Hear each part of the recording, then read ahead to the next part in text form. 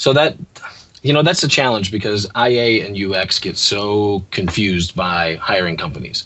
In general, there's a lot of defining the damn thing that's going on out there, which is a really good thing because we're a young field. I mean, if you think about it, we're in our teenage years, and that's kind of a little bit of a confusing time. And companies are just starting to realize that having UX and IA is no longer the differentiator. It's now the expectation.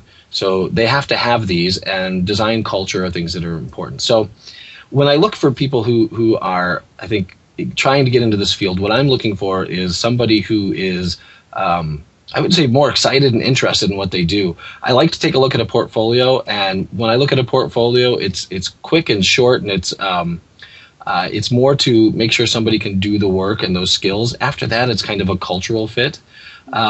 There's a great book out there called Hiring with Your Head that Jared Spool gave me, and it's really fantastic to read, especially from the I want to get hired side. Okay. So you kind of understand what people look at. And I just did a career workshop with Amanda Schoenfeld, and we did this at the IA Summit in New Orleans. Oh. We put together a whole deck of 75, 80 pages of a bunch of good content that's available for people to take a look at. I hate to keep referring people off-site to SlideShare. SlideShare.net/runger. I think it's one of my most recent presentations. You can take a look. We did it in almost all text so people can use that and read it and kind of use that to help them out as opposed to being image heavy like I prefer to be.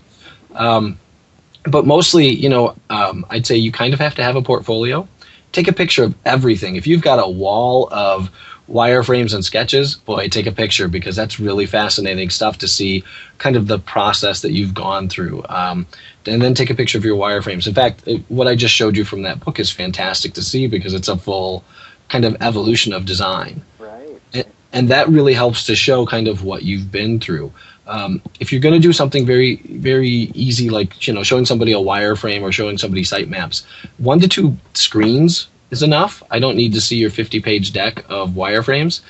So don't send me a 5 meg, don't send me a 5 meg PDF of something that you've done. Instead, like 2 screenshots and 2 to 3 sentences of what the project was and maybe what your role was is really simple enough. And I love when somebody shows me sketches and then shows me a wireframe and then shows me final design if they can. That's really important. It's also important not to be sloppy. I've seen examples of stuff where you look at lines not being connected between 2 different boxes on a sitemap, and I just think the tool is smart enough to help you, snap to grid and make your connections touch. Yeah. That worry about those little details. Don't show something to somebody that you can't explain well and that you aren't confident in how it